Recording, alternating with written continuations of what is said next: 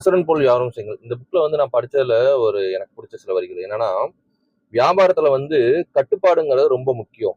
கட்டுப்பாடின்றி நடக்கிறதுனால தான் வந்து வியாபாரம் வந்து தோல்வியில போய் முடியுது அப்படிங்கிற மாரி இந்த ஆத்தர் சொல்றாரு. இதுல இன்னொன்னு என்னன்னா, வாழ்க்கை வந்து உணர்வுகளால் பிணைக்கப்பட்டிருக்கிறது.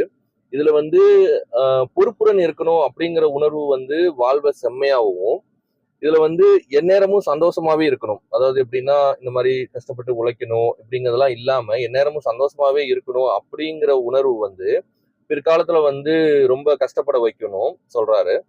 அதே மாரி நீங்க வந்து இப்ப நீங்க கீழ இருக்கீங்கன்னு வச்சுக்கங்களேன், மேல இருக்கவங்க கீழ வந்து தான் ஆகணும்.